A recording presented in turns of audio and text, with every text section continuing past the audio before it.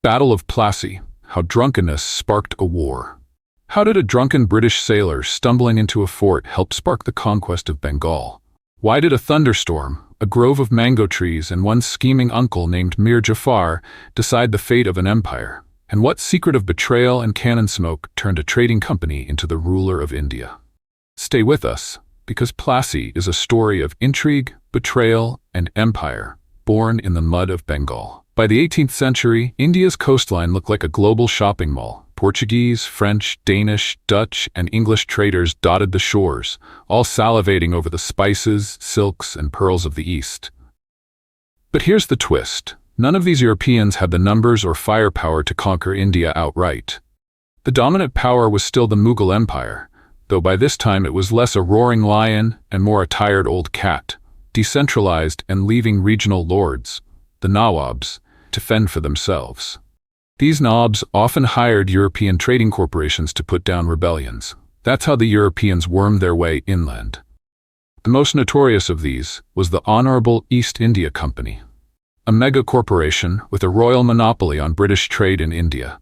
It could mint its own coins, appoint governors, and field its own army of Europeans and Indian soldiers called sepoys.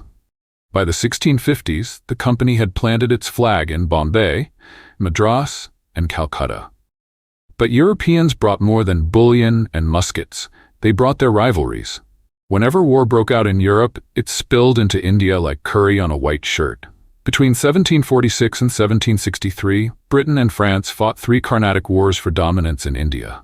First Carnatic War, 1746 to 1748, France bombarded and captured Madras. The Nawab of Arcot tried to retake it with 10,000 men, but was humiliated by a much smaller French force.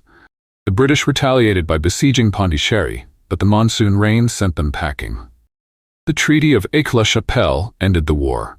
Madras was returned to Britain in exchange for Louisbourg in Canada. Behind the scenes, the Mughal Empire was rotting, and ambitious Nawabs carved out independent states. Britain and France fought proxy wars, backing rival claimants to thrones. In 1749, a dynastic struggle erupted in the Carnatic. France backed Chanda Sahib, Britain backed Muhammad Ali Khan Walaja. Sahib seemed unstoppable, besieging Walaja at Trichinopoli with 6,000 men and 1,800 French allies. Enter Robert Clive, a young British officer with nerves of steel and a flair for the dramatic. With just 280 British soldiers and 300 sepoys, he struck at Arcot, Sahib's capital. The garrison fled in panic at the sheer audacity of Clive's move. Sahib had to divert troops from Trichinopoli, saving Walaja. Clive then defended Arcot against a counterattack of 4,000 men, winning against all odds. Over the next 2 years, he racked up victories, earning a reputation as a brilliant commander with an aura of invincibility. By 1754, the Treaty of Pondicherry confirmed Walaja as Nawab, cementing British dominance in South India.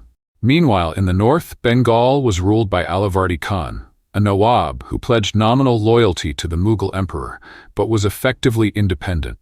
He fought off endless Maratha raids, but eventually ceded Orissa and paid tribute. His realm was devastated, so he taxed merchants heavily, including the Europeans along the Hooghly River. The British grumbled loudly. When Alivardi died in 1756, his heir Siraj ud-Daulah inherited the throne. Siraj resented European influence and suspected, probably correctly, that the British were plotting against him. When the British began fortifying Calcutta, Siraj demanded they stop.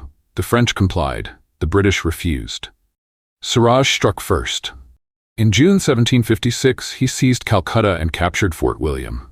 The garrison surrendered, and 146 Englishmen were crammed into a dungeon meant for 6. By morning, most were dead of suffocation and heatstroke. Siraj seemed genuinely unaware of the horror, but the incident, the infamous Black Hole of Calcutta, became a rallying cry for vengeance. Now pause for a sec. Join the front lines of history and power. We are a community. Go to the comment section, drop a comment on your favorite scene of this story. Also, hit that subscribe button and turn on notifications to never miss a moment of the action. European battle, where legends clash. In December 1756, Robert Clive set off up the Hooghly River aboard a squadron of warships, commanding 600 British soldiers and 900 sepoys. Between him and Calcutta stood the Bengali fort of Budge. Now, here's where history gets cheeky. One humorous tale claims that while the British camped outside the fort at night, a drunken sailor stumbled inside by accident. Instead of being cut down, he stormed the barricades, seized the battery, and handed Clive the fort without so much as a proper battle. Sometimes history is less about strategy and more about sheer drunken luck. With Budge out of the way, Clive's squadron shelled Calcutta mercilessly. By January 1757, the Bengali garrison abandoned the city, leaving Clive to retake what was now a smoldering husk of its former bustling trade port.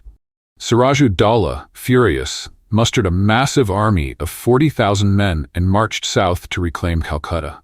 In February, Siraj's army camped outside the suburbs, skirmishing inconclusively with the British garrison.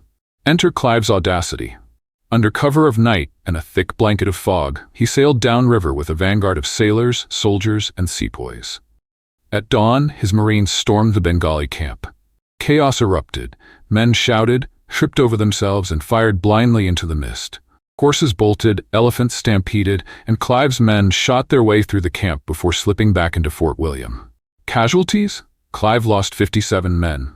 Siraj lost 600 out of 40,000. The Nawab sued for peace, and on February 9th, the Treaty of Alinagar was signed. The British could now fortify their outposts without interference. With Bengal pacified, the company turned its gaze to France. The 7 Years' War was raging worldwide, and on March 23, 1757, the British struck the French outpost of Chandernagore. Siraj saw this as a blatant violation of the treaty and began conspiring with the French to expel the British. Meanwhile, Siraj's court was a nest of vipers. His uncle, Mir Jafar, led a plot to overthrow him. Clive discovered the conspiracy and, on June 12, 1757, signed a secret treaty with Mir Jafar and his allies.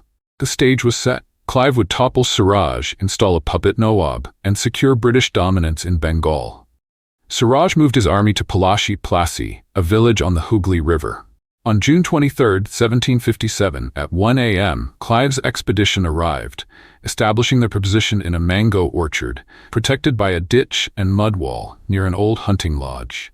His force numbered 3,000 men, 1,000 British redcoats, 2,000 sepoys, 8 6-pounder cannons, and 2 howitzers. Across the field, Siraj's camp was colossal: 60,000 men, including 30,000 infantry with matchlocks, swords, pikes, and rockets, 20,000 cavalry with spears and sabers, and 50 massive cannons mounted on oxen-drawn platforms flanked by armored elephants. A detachment of 50 French artillerymen with 6 field guns bolstered the Nawab's forces. But here's the twist. 3/4 of Siraj's army was under Mir Jafar's influence. Whether he betrayed his lord or stayed loyal would decide the battle. At dawn, the Bengali army descended in a giant arc across the plain. The French artillery advanced first, positioning their guns by a large water tank half a mile from the mango grove. Behind them came Siraj's right wing, led by his only loyal generals, Mir Madan and Mohan Lal. Clive, cool as ever, ordered his men to advance out of the grove, forming a line beyond its walls. His artillery set up under the cover of a brick kiln, ready to duel the French. The stage was set. A tiny British force against a massive Bengali host, with betrayal hanging in the balance.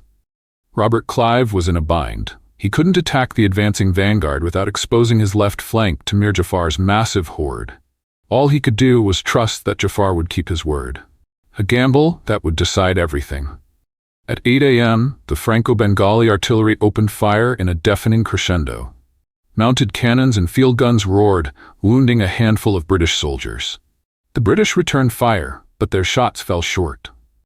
Realizing his men were taking too much damage, Clive ordered an orderly retreat into the mango grove. There, the grove's trees, perimeter ditch, and wet mud absorbed cannonballs like a natural fortress. From this shelter, British artillery fired back with precision, killing Bengali gunners and crippling their massive mounted cannons. Meanwhile, Mir Jafar sat on his hands, refusing to commit. The day dragged on in a back-and-forth artillery duel, neither side gaining ground. Then fate intervened. At midnight, a thunderstorm drenched the battlefield. Bengali powder was soaked, rendering their cannons useless. The British, ever resourceful, had covered their guns with tarpaulins. Their artillery remained dry and deadly. For hours they unleashed volley after volley into the helpless Bengali right. When the rains abated, Loyalist General Mir Madan advanced his cavalry, believing the British had run out of ammunition. Fatal mistake. A grape-shot cannonball struck him down. His death devastated Siraj, who was running out of loyal generals while Jafar continued to do nothing. Desperate, Siraj begged Jafar to join the fight. Jafar lied, promising support, then withdrew. Another conspirator, Ud-Daulah, whispered poison into Siraj's ear. Retreat.